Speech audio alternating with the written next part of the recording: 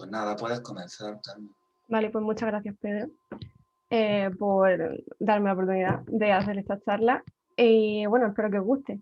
Lo primero, yo soy Carmen Navarro, soy doctoranda de FPU en Metodología de Investigación y Medición en Psicología y Salud.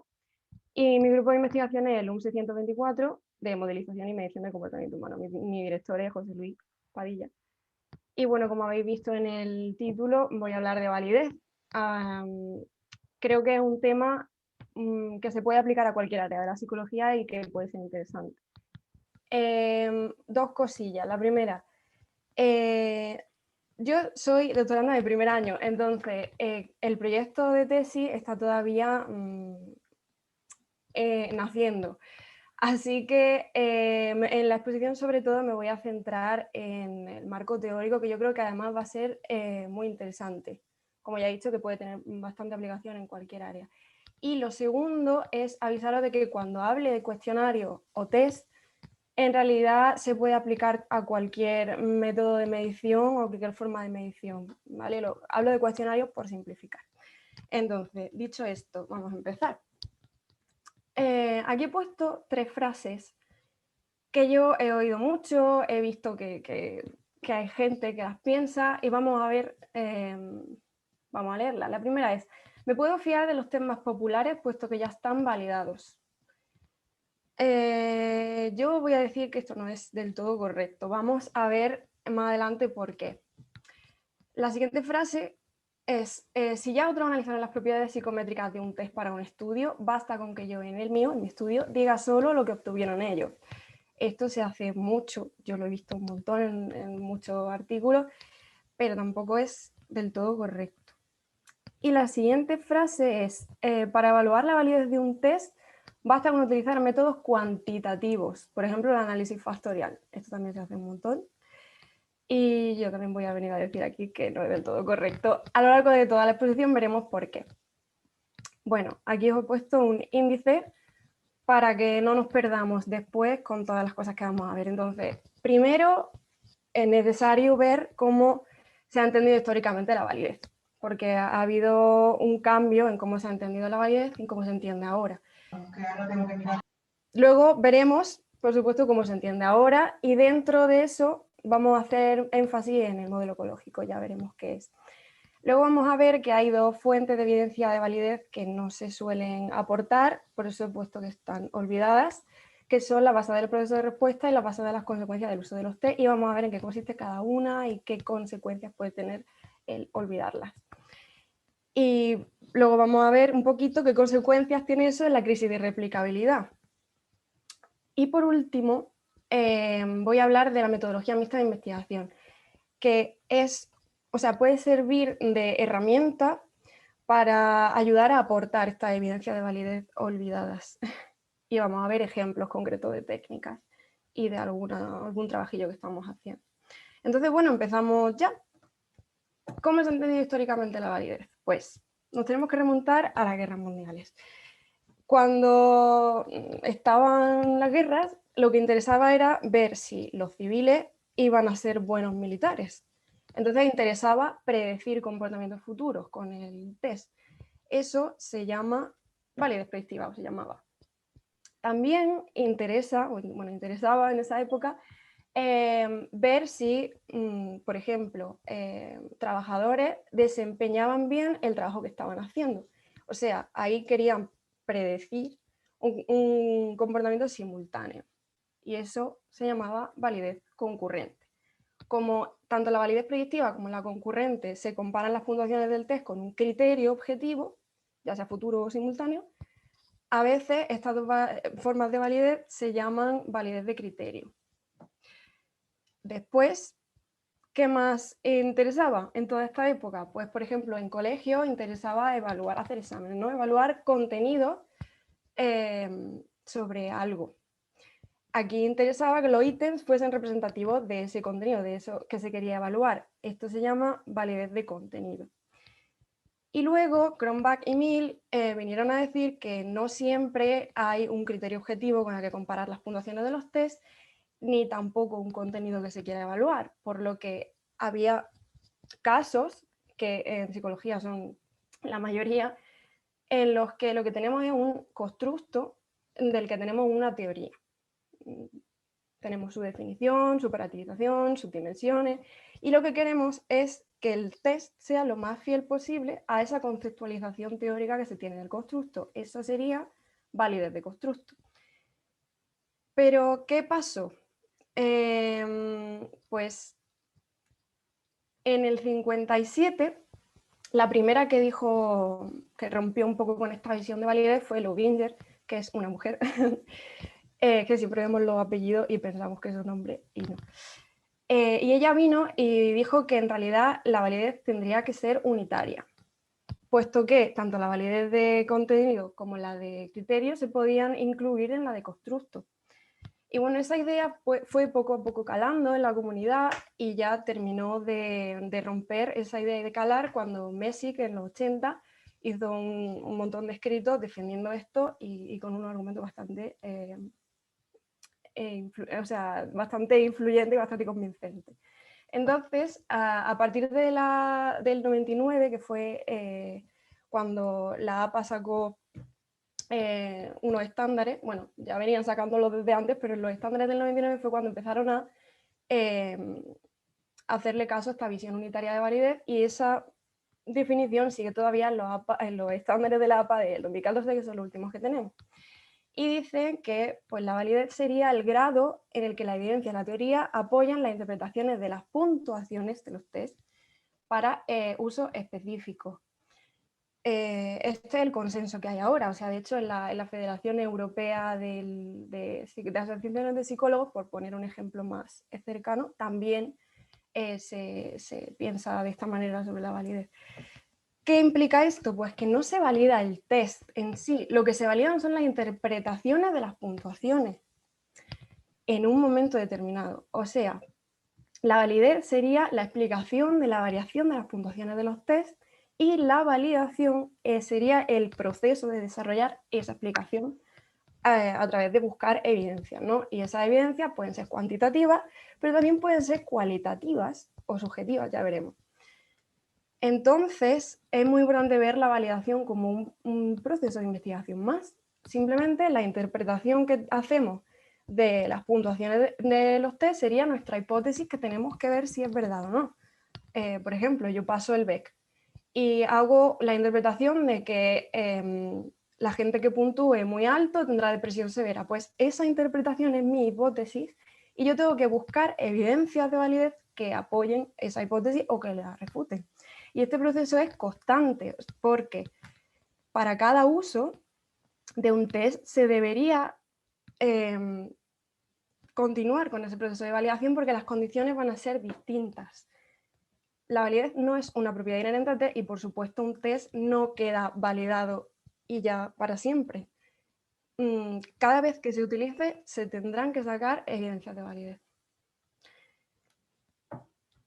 ¿Y cuáles son esas evidencias? Pues en los estándares hay diferentes tipos. Está la basada en el contenido del test, que serían pues, ver el propio contenido de los ítems, si es un contenido representativo, si es un contenido relevante, si representa bien el constructo. Basada en las relaciones con otras variables. Si, por ejemplo, en nuestra teoría tenemos que nuestro constructo se relaciona de forma positiva con otro, en el test se tiene que ver esa relación también, se tiene que reflejar. Basada en la estructura interna, si en nuestra teoría tenemos que tiene 2 dimensiones nuestro constructo o 3 dimensiones, pues esas dimensiones se tienen que reflejar también en el test. La basada en los procesos de respuesta, que la veremos con más detenimiento más adelante, pero os adelanto que es como explorar qué es lo que está pasando mientras la persona contesta. Y la basada en las consecuencias de los usos de los test, que también la veremos más adelante de forma más exhaustiva, pero os digo que es como explorar las consecuencias que puede tener el uso de los test, como el propio nombre indica, pero son consecuencias que pueden afectar o amenazar a esa interpretación de las puntuaciones. Ya lo veremos. Entonces vamos a ver el modelo ecológico. Hasta aquí todo claro, todo bien. ¿Alguna duda o cualquier cosa? Ya sabéis, si tenéis algo que decir, sois libres. Bueno, El modelo ecológico. ¿Sí? Lo más importante del modelo ecológico es el contexto. Aquí decimos que esa variación de las puntuaciones de los test se puede explicar porque esas puntuaciones dependen del contexto del proceso de medición, que sería la ecología, ya que cada persona, cuando está contestando, en cada persona influyen factores diferentes, factores contextuales distintos. Entonces, la puntuación de los test no puede atribuirse solamente a la propia persona, se tiene que ver la interacción entre la persona y el contexto, y esas variables contextuales, ¿no? Entonces tenemos diferentes niveles de estas variables. Hay variables más micro, como las características del propio test o de la persona, y variables más macro, como puede ser la estructura de su comunidad o su contexto social. Todo está influyendo en la persona. Ahora os pondré un ejemplo. Y la clave es que, entendiendo las razones por las que las personas contestan de una determinada manera a un test, podemos realmente entender qué significan sus puntuaciones y ver si esa interpretación que hacíamos nosotros de esas puntuaciones es fiel o no, o como pongo yo ahí, si esas puntuaciones significan lo que tienen que significar, o si la diferencia de puntuación entre dos grupos se deben a lo que se tienen que deber, o es por otra cosa que está influyendo. Entonces os voy a poner un ejemplo aplicado a un test educativo. Imaginaros en un colegio, pasan un cuestionario evaluando rendimiento académico de cualquier tema, ¿no? Entonces tenemos en el primer anillo las características de los ítems y del propio test. Ahí puede entrar cómo estén redactados los ítems, el orden de los ítems, si el test se administra en papel, si el test se administra online o si se administra de forma colectiva o individual. Todo eso, ¿no? En el siguiente anillo tenemos las características de la persona. Ahí pues puede entrar, las motivaciones de la propia persona. Imaginaos que el niño pues, le están evaluando de matemáticas y no le gustan las matemáticas.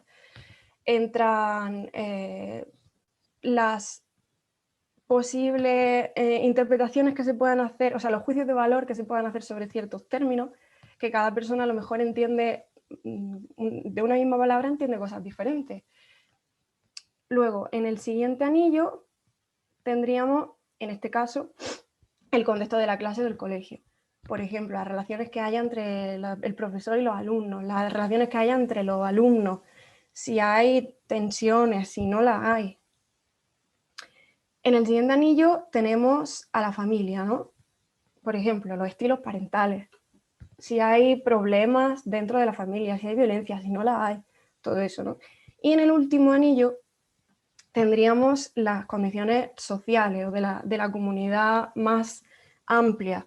Por ejemplo, las condiciones del barrio en el que vivan o las condiciones de la ciudad o incluso del país, la legislación del país. O sea, no va a contestar igual en un test de rendimiento académico un niño de Dinamarca, que Dinamarca es uno de los países que más dinero público invierte en la educación, que un niño de Bulgaria, que es uno de los países que menos dinero público se invierte. Entonces, todo eso está influyendo en la test performance, en cómo el niño está contestando. Y hay que tratar de indagar. Espero que hasta aquí esté claro todo. Entonces, ¿qué pasa? ¿Por qué digo yo que las fuentes de evidencia del proceso de basadas en el proceso de respuesta y basadas en las consecuencias del uso de los test están olvidadas? Bueno, pues se ha visto que en diversas revisiones de la literatura se ha visto que hay muy poquitos artículos que proporcionan evidencia de validez, y los que sí que las dan lo hacen desde modelos desfasados, lo que estábamos viendo al principio de cómo se entendía antes la validez. En especial, las dos fuentes de evidencia de validez que menos se reportan, como ya he dicho, son las basadas en el proceso de respuesta y las basadas en las consecuencias del uso de los test, porque sí que las basadas en la estructura interna, por ejemplo, sí se suelen reportar más, ¿no? ¿Qué está pasando aquí? hay una separación entre la teoría y la práctica, porque en teoría sí que hay un consenso sobre lo que debe ser la validez y cómo se debe, em, eh, cómo se debe abordar, pero luego en la práctica no nos lo estamos encontrando. Quizá lo que puede estar pasando es que el hecho de entender la validación como un proceso continuo, que no tiene fin, hace que la gente la vea como algo muy complicado, ¿no? Algo demasiado exigente. Pero aún así, eso no quita que lo tengamos, o sea, eso no debe hacer que lo tengamos que olvidar, porque puede tener consecuencias, bueno, ya veremos. Vamos a ver con más detenimiento en qué consisten estas dos evidencias que no se suelen aportar. La primera es la de los procesos de respuesta. Pues primero, ¿qué son los procesos de respuesta, no? Bueno, el proceso de respuesta es todo lo que está pasando mientras la persona contesta, o sea, lo que la persona piensa, lo que hace, lo que siente, lo que le ocurre mientras interactúa con el instrumento de medida. Y a esto puede incluir la comprensión de la pregunta, entender bien qué es lo que quieren que uno conteste, entender todas las palabras, el significado de todo y perfectamente igual que la intención del que lo escribió. Eso, como sabéis, pues puede ser un poquito... O sea, que hay fuentes de error que pueden amenazar esa comprensión. Por ejemplo, si una persona, como ya apuntaba yo antes, tiene un juicio de valor sobre algún término en concreto, lo puede entender de forma un poquito distinta. Luego también influye en el proceso de respuesta el recuperar esa información. Una vez que hemos comprendido, pues ahora hay que recordar y hay que recuperar la información en la memoria. Como sabéis, la memoria tiene muchos fallos. Hay memoria falsa, hay olvido, incluso se pueden dar fenómenos de telescoping, que es que, por ejemplo, si te preguntan, ¿has hecho X comportamiento en esta última semana? Y tú no lo has hecho esta semana, pero lo hiciste el mes pasado. Pues hay personas que, aunque no está dentro del tiempo que te han preguntado, lo reportan igual. Después estaría el juicio que hacemos sobre esa información que hemos recuperado. O sea, son como estimaciones que hacemos. Por ejemplo, ¿qué fuente de error puede haber aquí? Pues si me preguntan, ¿has hecho X comportamiento muy a menudo en el último mes? Cada persona puede tener una idea de lo que, una idea diferente de lo que puede ser a menudo, lo que puede ser muy frecuentemente o muy poco frecuente. Entonces, es como una especie de, o sea, yo recupero y recuerdo pues las veces que hice eso y luego yo hago estimaciones sobre esos recuerdos. Y esas estimaciones pueden ser muy subjetivas, ¿no? Como veis. Y por último, el hecho de reportar la respuesta, ¿no? Puede tener también problemas. Si es una pregunta abierta y la persona tiene que escribir, hay gente que no se expresa con la misma facilidad que otros, o si es una pregunta de tipo Likert, hay gente que no está familiarizada con ese tipo de escala, hay personas que a lo mejor pueden no entender o entender mal las etiquetas que le ponemos a la escala, tipo lo de tipo que se pone muy frecuentemente, poco frecuentemente, o muy a menudo, o muy de acuerdo, o esas etiquetas pueden estén mal puestas, también puede pasar. Yo hace poco hice un test en el que ponían primero el bastante y luego el muy frecuente, y para mí muy frecuente es más que bastante, y bueno, en fin, que puede haber problemas ahí también, ¿no? Os voy a poner ejemplos concretos de casos para que veáis dónde puede esto aplicarse, ¿no? Primer ejemplo, evaluamos un constructo abstracto, que esto se hace mucho en psicología, complejo, que es susceptible de tener diferentes interpretaciones según los juicios de valor que tenga cada uno. Por ejemplo, la felicidad. Hay muchas ideas sobre felicidad, depende de a quién tú le preguntes, ¿no? Entonces, ¿cómo sabemos que las puntuaciones de las personas que contestan una pregunta sobre felicidad, por ejemplo, ¿cuánto de feliz eres?, se basan en la misma idea de felicidad y por tanto son comparables?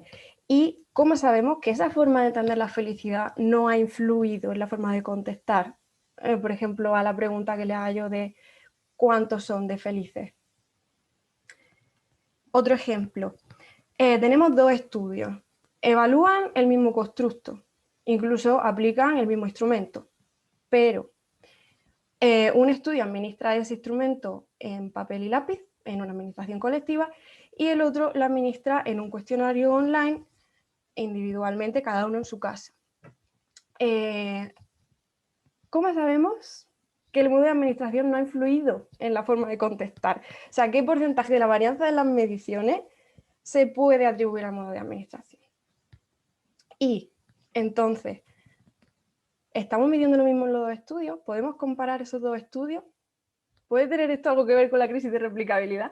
Ya lo veremos, ¿vale? Ahora vamos a pasar a explicar las consecuencias del uso de los test. ¿En qué consiste esta fuente de evidencia de validez? Pues, a ver, las medidas tienen implicaciones, ¿no? Sobre todo en psicología. Las utilizamos para intervenciones, para tomar decisiones en un montón de ámbitos, decisiones terapéuticas, laborales, forenses, incluso educativas. O sea, hay implicaciones, ¿no? De hecho, si los desarrolladores y los usuarios de los test quieren que sus medidas tengan impacto, que yo creo que es casi siempre, tienen que considerar las consecuencias colaterales que puede haber. ¿Qué pasa? Hay mucha gente que cree que, bueno, sí, las consecuencias es una cosa que tenemos que tener en cuenta, pero no debería formar parte de la validez. Pero muchas veces esta opinión viene porque confunden esta evidencia de validez con unas consecuencias de un mal uso de los test. Y no es eso. O sea, ¿qué queremos decir aquí? Nos referimos a que habiendo pasado el test, habiendo administrado el test de forma legítima, bien hecho, ¿qué consecuencias esperadas o no esperadas, positivas, negativas, neutras, las que sean, puede tener ese uso legítimo del test? Que puedan amenazar la interpretación de las puntuaciones que hacemos o incluso la definición del propio constructo. ¿Vale? Esa es la clave. Os voy a poner ejemplos, como antes, ¿vale? De casos concretos. Primer caso. Tenemos, nosotros a partir de la evidencia empírica hemos inferido que las mujeres tienen mayores niveles de depresión que los hombres. Eso lo hemos visto, tal. Y es una cosa que hemos incorporado a una teoría, imaginaos, sobre depresión. Entonces, cuando medimos depresión, también esperamos encontrar esa diferencia. Pero, ¿cómo sabemos que nuestra teoría no está contaminada, por ejemplo, por un sesgo en los ítems que haga que las mujeres contesten de forma distinta? Obviamente estamos elaborando una teoría a partir de una interpretación errónea de esas puntuaciones y eso tendrá un impacto en la vida real, en las decisiones terapéuticas. Por ejemplo, van a clínica un hombre y una mujer y a lo mejor no les tratan igual la depresión o a las mujeres se las sobrediagnostica en depresión. Y de hecho este ejemplo no es una cosa que yo me haya inventado, o sea, esto pasa, en general a las mujeres se nos sobrediagnostica con enfermedades, no me gusta llamarlo enfermedades, mentales, es que no me gusta llamarlo así, pero bueno, porque en teoría la literatura dice que puntuamos más alto el hombre en ese tipo de constructos. ¿Y por qué no puede ser eso?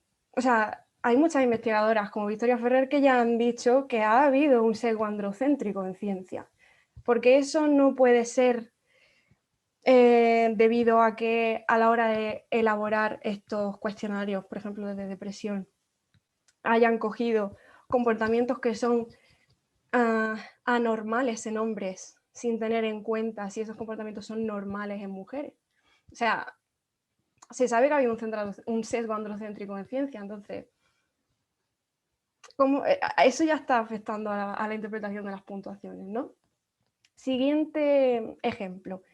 Cambiamos totalmente de tercio. Nos vamos a un ámbito de recursos humanos. Tenemos un puesto de trabajo que tenemos que cubrir y dos candidatos, uno español y uno extranjero. Y queremos contratar al más inteligente y le pasamos un test de inteligencia a los dos.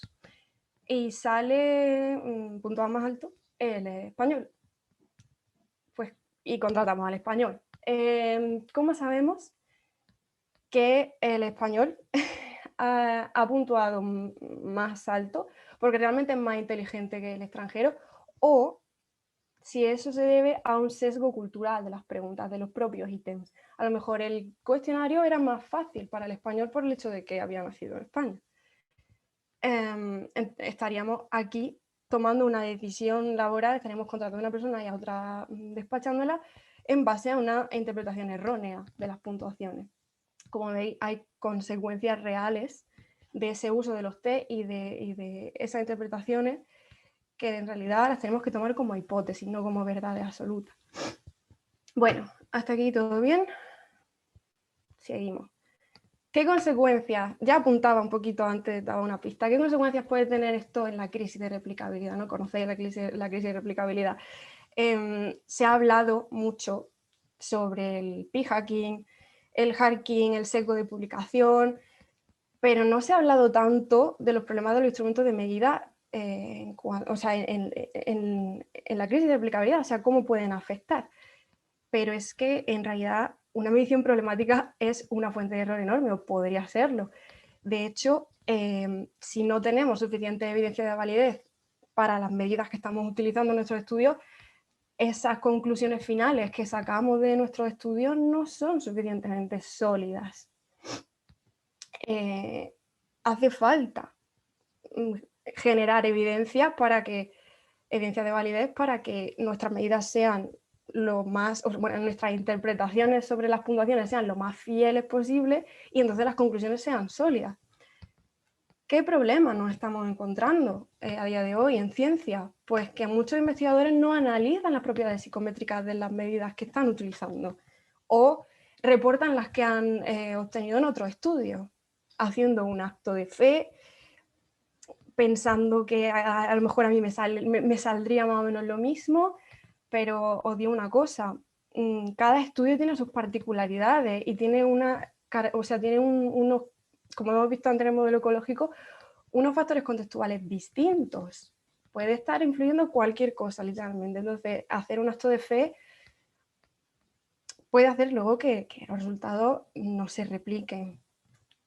Otro problema que tenemos es que los usuarios de los tests normalmente se fían de que los tests populares ya están validados, asumen que miden lo que tienen que medir y no hacen nada con ellos, y eso también es otro acto de fe, que también puede hacer que haya estudios que no se repliquen.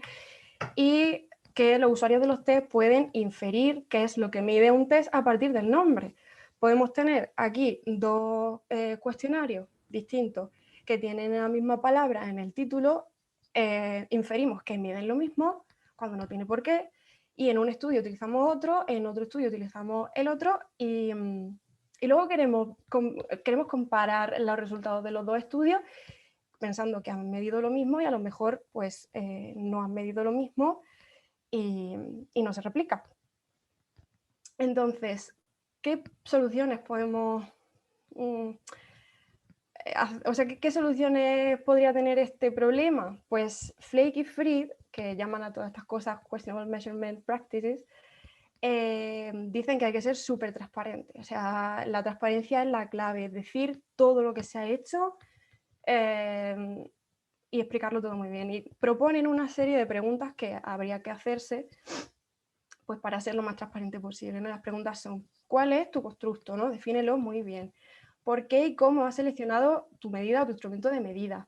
¿Qué medida o qué escala has usado para operacionalizar tu constructo? ¿Cómo has cuantificado tu medida? ¿Has modificado tu escala?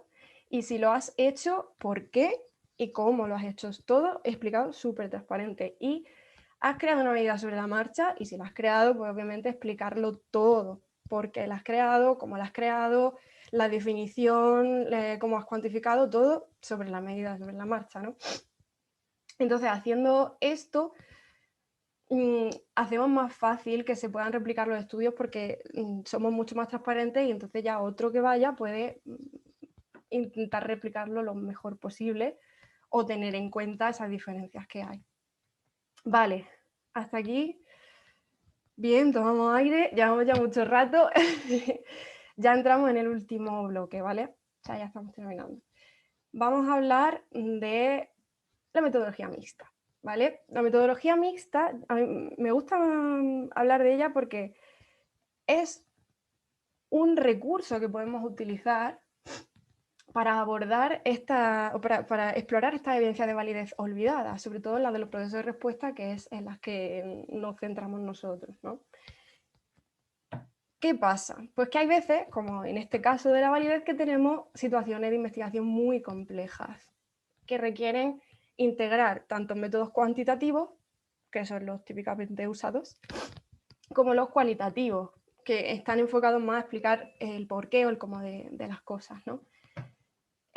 Ojo que utilizar una metodología mixta no es usar métodos cualitativos y métodos cuantitativos por separado y ya está, sin que tenga uno que ver con el otro. La clave es integrar, o sea, que tenga sentido que se utilicen los dos, integrarlo en todas las fases de la investigación, que uno tenga influencia sobre el otro o que sirva para explicar el otro, por ejemplo, que las evidencias cualitativas sirvan para explicar las cuantitativas o al revés, o que luego se vaya a sacar una conclusión integrada de ambas. Lo típico de 1 más 1 es 3.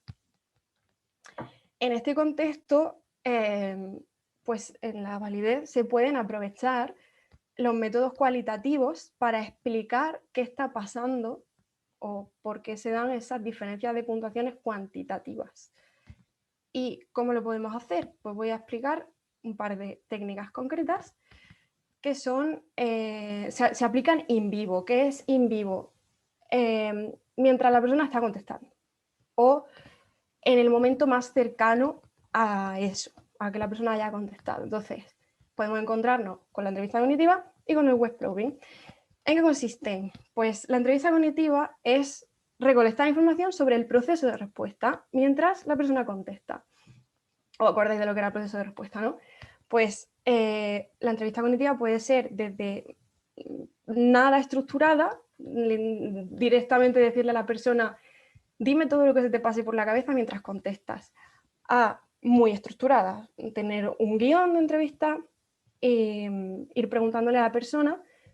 Sobre todo se hacen preguntas sobre comprensión, pues sobre el proceso de respuesta que hemos visto antes, comprensión de los ítems, ¿qué entiendes por este término? O ¿en qué estabas pensando cuando has contestado esta pregunta? O ¿por qué contestas eso, no? Y el web probing es algo muy parecido porque es básicamente implementar las técnicas de la entrevista cognitiva pero en cuestionarios online. Entonces, bueno, aquí he puesto las probes frecuentes que, a ver, no son únicas del web probing, o sea, son preguntas que se suelen utilizar en la entrevista cognitiva, ¿no? Pero eso, son las más frecuentes. La de la comprensión, como decía antes, de qué has entendido por este término, la category selection, que sería preguntarle por qué ha contestado en la pregunta target lo que ha contestado, y una específica que ya dependería de cada estudio, lo que interese preguntar en ese momento, ¿no? Entonces así podemos abrir una ventana hacia lo que le está pasando a la persona en ese momento. Y ahora os voy a poner un ejemplo de unos trabajos en los que estoy colaborando sobre web probing. Son trabajos que todavía, o sea, no tenemos resultados. Estamos ahora en la fase de codificación de las respuestas, entonces, bueno, estamos en ello. El primer experimento queríamos ver si el orden de las probes afectaba a la calidad de la respuesta a esas probes, ¿no? Entonces, tenemos una pregunta target que es, en términos generales, ¿en qué medida se considera usted una persona feliz o infeliz?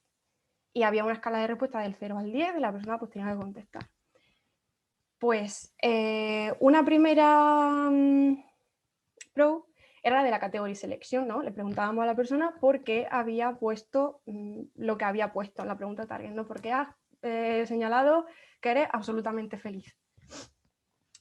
Otra, que era la specific, que en este caso preguntábamos en qué aspectos de la vida has pensado al contestar la pregunta. Y luego la de comprensión, en la que preguntábamos qué entiende usted por ser una persona feliz.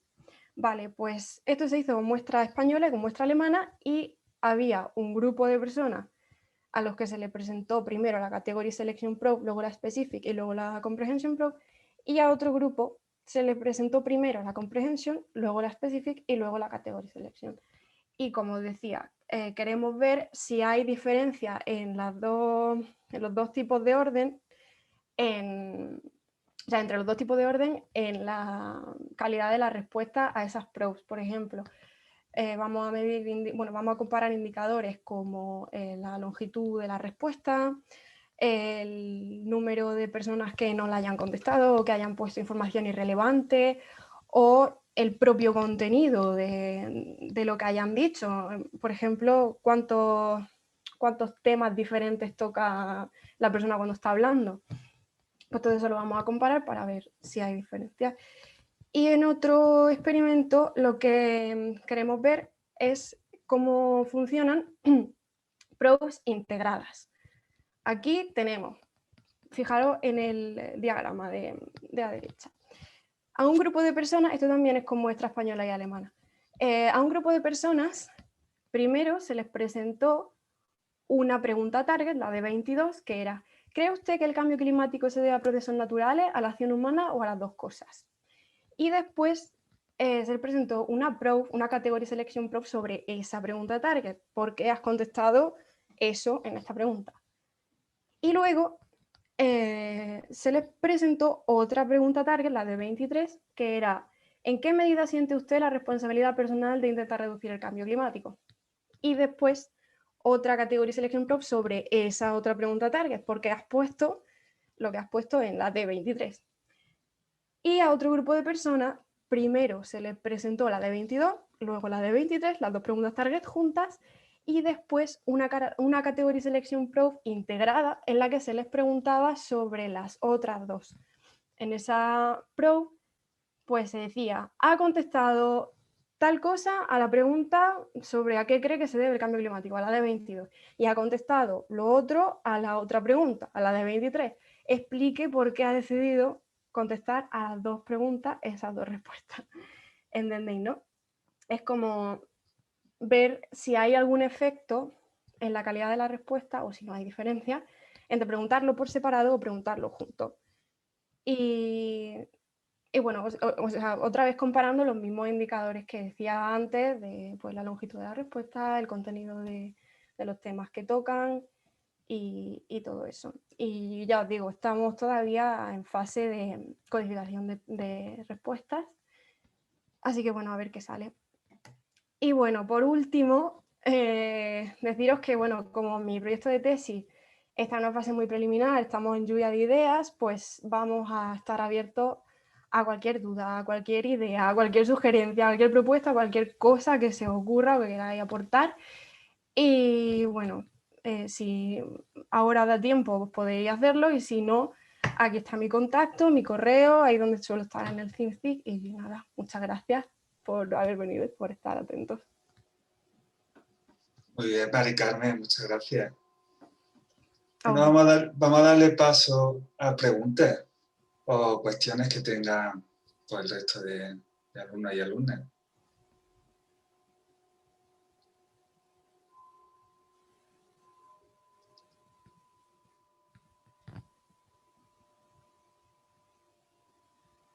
Mientras se anima la gente, te voy a decir, ¿sabes lo que pasa? Cuando yo te he escuchado, me he ido poniendo progresivamente nervioso pensando en cuando yo utilizo en mis investigaciones o incluso para dar clases, que yo tengo exámenes y yo hago mis preguntas de examen, como Dios me da a entender. Hombre, yo estudié cositas cosas de metodología, pero a ver, te soy sincero, yo no conozco, no soy metodólogo ni mucho menos. Entonces me iba poniendo progresivamente nervioso, porque digo, verás tú que muchas veces cuando yo utilizo cuestionarios, o yo incluso lo hago, que preguntas tipo examen, digo, las estoy haciendo mal. Entonces, yo, a ver, pregunta, ¿tú qué recomiendas? Por ejemplo, ya hay un estudio, yo utilizo, por ejemplo, en mi investigación utilizo muy pocos cuestionarios, pero sí es cierto que a veces uso, pues por ejemplo, para medir ansiedad, yo utilizo el STAI. Entonces, con esto es que ya me crea mucha inseguridad, porque digo, entonces es verdad que no me puedo creer la validez de la interpretación, o te recomiendas que siempre se hicieran estudios de validez cada vez que se hace un estudio, porque es verdad que es que yo ni me lo había planteado siquiera.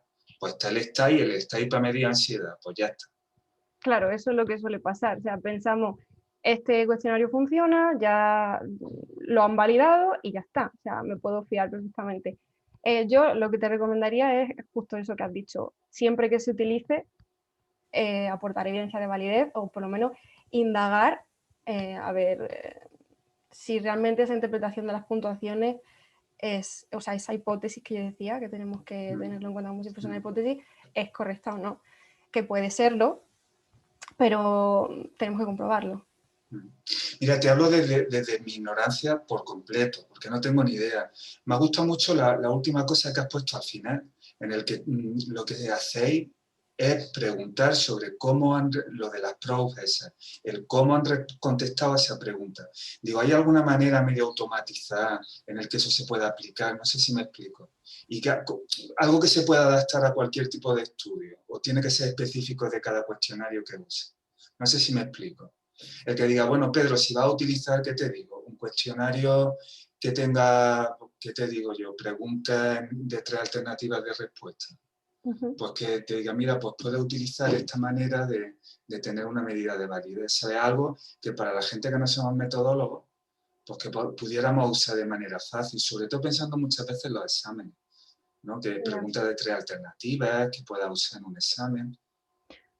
Hombre, para aplicarlo de forma fácil, yo lo que haría, mira, tan fácil como si es presencial, decirle a la persona que, o sea, como ir preguntándole a la persona si tiene algún problema, cómo está entendiendo este término, o que si tiene algún problema que lo pregunte, o si no sabe bien a qué se refiere que lo pregunte, o poner un cuadrito, yo en algunos estudios lo he visto, al final de todo el cuestionario, un cuadrito diciendo si has tenido algún problema o has tenido alguna duda o con el formato de los ítems o con alguna palabra, ponlo aquí y háznoslo saber, algo así. Vale. Ya digo, me ha dado mucho que pensar la charla y lo que estoy llegando a la conclusión es que necesito un metodólogo o una metodóloga en mi vida. Es verdad, porque es verdad que muchas veces, te soy sincero, haces, sobre todo en investigación, pues que coges y ni te planteas nada. Pues eso, lo que tú dices, que está en español validado, pues ya está, pues se coge y se ha acabado, ¿no? Y sobre Claro. todo, ya digo, cuando no es que lo estés manipulando, sino a lo mejor lo que quieres controlar entre grupos o algo así, ¿no? Y ni se me ocurre pensar en eso, ¿no? Pero eso es por lo menos tenerlo en cuenta y tampoco olvidar, hay muchos métodos de validación que son cuantitativos, que se pueden hacer fácilmente con el SPSS, que tampoco es tan complicado de... O sea, por ejemplo, un análisis factorial para ver la estructura interna. Eso sí se suele hacer más. Pero eso, lo óptimo sería tratar de buscar el máximo número de evidencia de validez posible con algún... O sea, combinando tanto métodos cuantitativos como ese, como cualitativos, como lo que decíais, preguntándole a la gente o incluso un grupo de expertos que mira a ver si el contenido de los ítems es relevante para ese uso que se le quiere dar, para ese uso específico, porque no siempre a lo mejor según la finalidad del estudio o la finalidad de para lo que se quiera utilizar el test, va a ser, a lo mejor no van a ser igual de relevantes los ítems para un uso que para otro. Entonces, sería interesante. Yo entiendo que no es siempre algo accesible tener un grupo de expertos que esté evaluando la representatividad y la relevancia de los ítems, pero bueno, puede ser algo interesante. Y también me ha parecido, al final me enrollo y no dejo hablar a la gente. A ver, ¿tenéis preguntas o sugerencias o cosas? Sí, yo quería hacer una pregunta. Venga, Nina.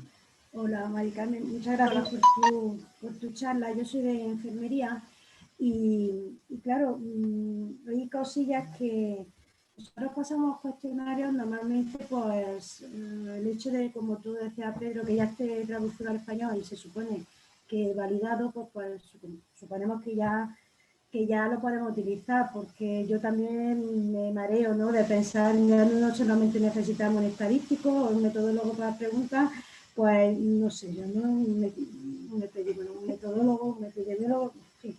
Bueno, pero las técnicas que tú has propuesto para aportarnos como mayor validez, ¿no?, a los cuestionarios, me choca mucho con el tema de la confidencialidad, porque, por ejemplo, estás con una persona que está haciendo un cuestionario y estás tú encima, que a la vez le estás como medio interrumpiendo, ¿y qué piensas con este ítem? ¿Y qué te pasa por la cabeza ahora mismo cuando has leído la palabra? No sé yo si el sesgo que tanto afecta a las respuestas, sobre todo temas sensibles, temas de salud o de opiniones, ¿no? Sobre, ¿qué te digo yo? Sobre el VIH, sobre la violencia de género, sobre una persona que te tienes tú encima mirando a ver si eso no introduce más sesgo todavía. Sí, eso es una cosa que también se está estudiando, sobre todo en preguntas como apuntas tú, mucho más comprometedoras, el efecto del entrevistador, ¿no?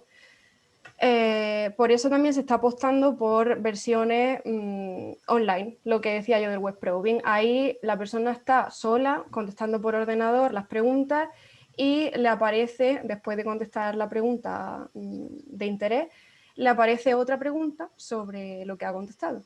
Entonces ahí no hay un entrevistador, no hay efecto ninguno, es todo confidencial porque es anónimo. Y eso esa podría ser la solución en casos más comprometedores, hacerlo por internet, básicamente. No, sí, de hecho yo, por ejemplo, estoy leyendo mucho ahora con el tema de violencia de género, las mujeres contestan mejor a una computadora, como dicen, a muchísimas aplicaciones que se están ahora desarrollando para que tú desde tu casa, que a una entrevista cara a cara con el profesional sanitario en este caso. Pues será, y supongo que a los profesionales que les pregunten también el sesgo este de deseabilidad social, ser políticamente correcto, pues, hombre, nosotros siempre garantizamos el anonimato de los cuestionarios y se los damos y contesta quien quiere y recogen los que buenamente. Se supone que quien contesta lo hace con sinceridad, ¿no? Y honradez, pero Se bueno, supone. eso siempre está ahí, ¿no? Pero si no, no se podría hacer ningún tipo de aproximación tipo cuestionario, porque si pensamos que todo está mal y todo puede ser, es que... Hombre, no es claro, pensar que está todo mal, ¿eh? Tomarlo como una hipótesis, ¿eh? Ver, o sea, no creerlo al 100% y tratar de averiguar si es así o no. El tema de la desigualdad social, por supuesto, es bastante importante, bastante interesante. No voy a entrar ahí ahora mismo porque podría estar hablando de eso horas, de la desigualdad social en concreto.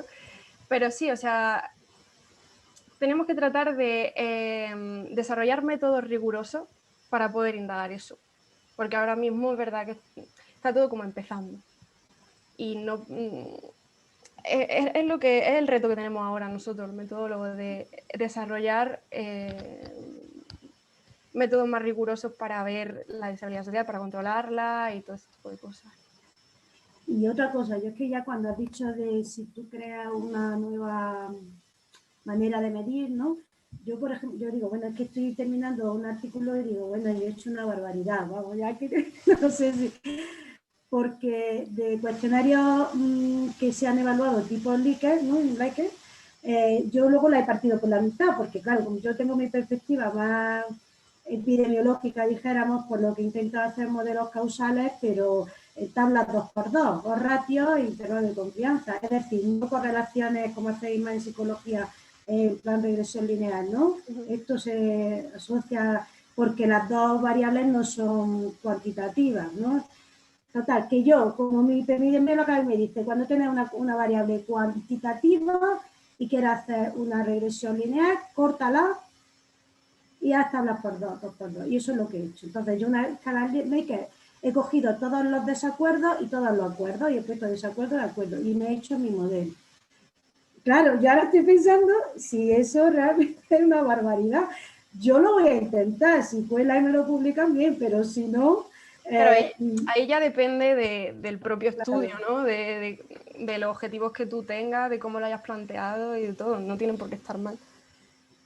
Bueno, lo que está claro que está muy complicado, pero que muchas gracias, ¿vale? Por De nada. completo. Y si no, ya te iré a buscar. Vale, vale, sin problema. Gracias. ¿Qué más cosas?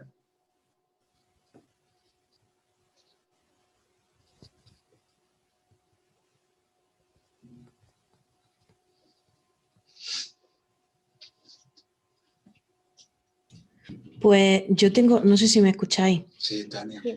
Buenos días. Buenos días. Pues primero darte las gracias, Mari Carmen, porque o sea, bueno, como ha transmitido Pedro y Nina, entra un poco en paniquito de ver qué cosas que tenía más que asumía y era como, entre comillas, la parte más fácil y más segura que tenía, nada más lejos de la realidad. Pero otra de las cosas que he pensado al escuchar tu charla ha sido que, claro, si esto ya tiene especial relevancia de manera general, estaba pensando que bajo estas circunstancias pandémicas en las que los investigadores nos la hemos ingeniado de cualquier manera que hemos podido para poder adaptar ciertos estudios, ciertos formatos de manera digital y poder seguir sacando muestras. Claro, pues ahora ciertos cuestionarios, ciertos test que nosotros a lo mejor pasábamos en papel y pasábamos en el laboratorio, primero los cambiamos a forma digital. Ya estamos cambiando una de las condiciones del test o del cuestionario. Y luego además dejamos de hacerlo en el laboratorio y lo hacemos desde casa. Según si he entendido bien de tu charla, aquí sería especialmente importante hacer esa evaluación de la validez de los cuestionarios y de los test que estamos empleando. Claro, porque si te fijas eso, lo primero que dices tú, estamos cambiando el modo de administración totalmente. De hecho, hay muchos estudios.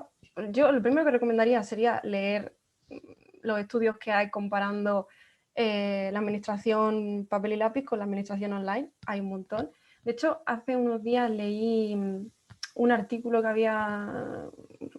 estos de opinión que había sacado la APA, lo puse en Twitter y lo leí, en el que hacían como una especie de resumen, compendio sobre las recomendaciones que se daban ahora para este tipo de casos en los que se está yendo toda la investigación al formato online.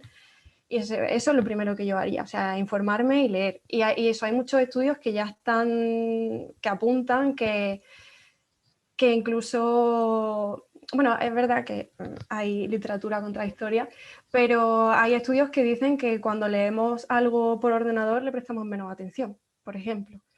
Entonces, bueno, eso es importante tenerlo en cuenta, sobre todo a la hora de interpretar las puntuaciones. Si vemos que hay mucha gente que ha hecho dropout, que se ha salido, eso pues hay que tenerlo mucho en cuenta en una administración online. A lo mejor necesitaremos más participantes.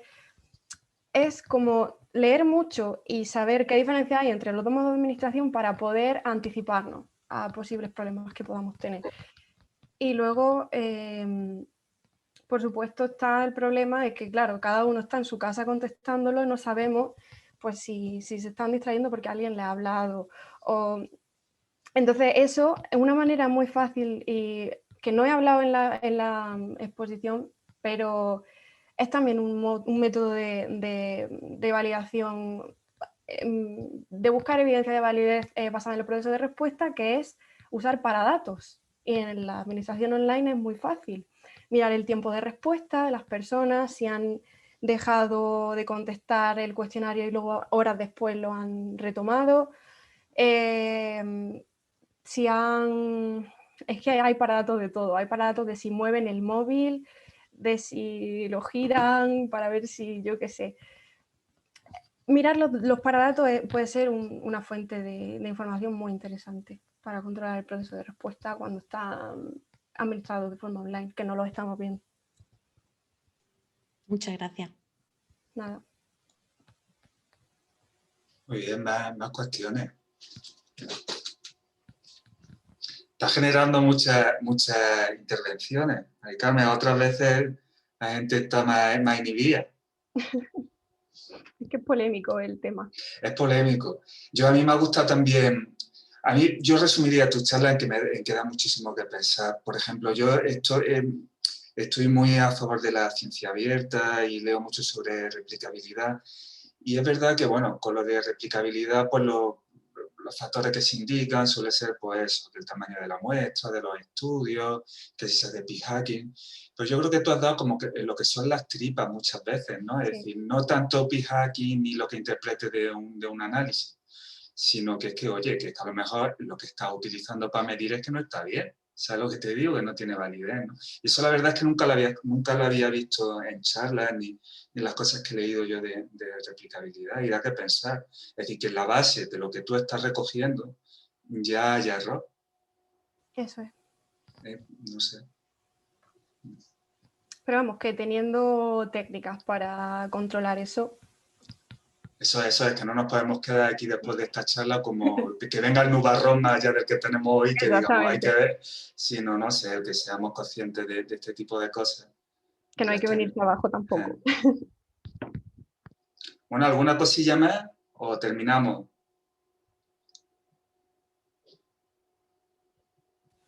¿No? Bueno, pues vamos a darte un aplauso, como siempre hacemos, por la charla. Y de verdad, muchas gracias, Mari Carmen. Gracias a vosotros.